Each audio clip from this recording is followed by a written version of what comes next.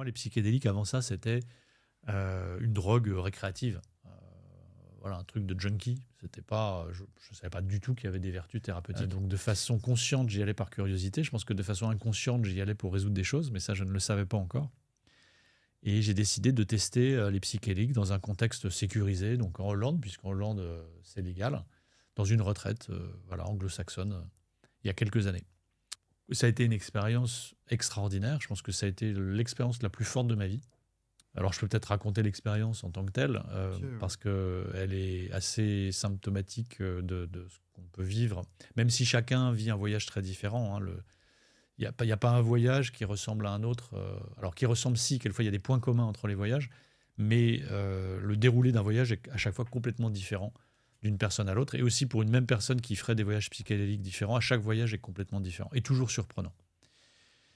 Et voilà, et donc moi, il a commencé avec un côté très désagréable que je n'attendais pas du tout non plus.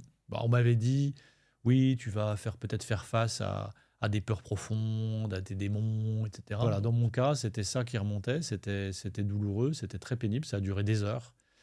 Et puis, à un moment, il y a quelque chose qui a cédé en fait à l'intérieur, qui a accepté d'une certaine façon ce qui se présentait.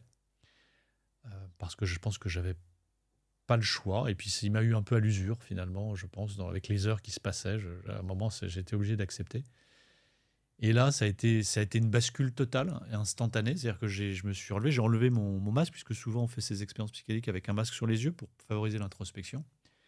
Et en enlevant le masque, j'ai vu mon environnement. Et là, j'ai eu ce qu'on peut appeler une épiphanie. Donc, c'était un moment extrêmement intense où ma perception du monde avait radicalement changé et je voyais, alors j'avais pas d'hallucination, je voyais le monde tel qu'il était, mais je voyais la beauté du monde et elle était bouleversante. J'ai vu le monde de façon avec une beauté qui m'a transpercé, alors que on est dans un endroit tout à fait normal, il n'y avait rien de particulièrement beau, mais la beauté m'a sauté aux yeux. On dit souvent que la beauté dans les yeux de celui qui regarde, bah oui, là c'était ça en fait. Et c'était une émotion puissante, j'en pleurais. Et puis tout de suite après, la beauté, ça a été la perfection. C'est-à-dire que je regardais autour de moi et tout était parfait. En fait, il n'y avait rien à changer. Tout était à sa place. Ce qui était pour moi une révolution parce que je pense que je suis un insatisfait chronique. Et donc les choses ne sont jamais assez bien. Il faut toujours essayer de faire en sorte que ce soit mieux. Et là, j'ai eu accès à non, la perfection. Ma perception du moment, c'est que les choses étaient parfaites telles qu'elles étaient. Dans l'instant présent, tout était parfait. Il n'y avait rien à changer. Et ça, c'était bouleversant aussi. Et puis le troisième élément qui arrivait juste derrière, c'était l'amour, où j'ai ressenti... alors, quelquefois, les gens ressentent un amour infini qui est dirigé vers eux.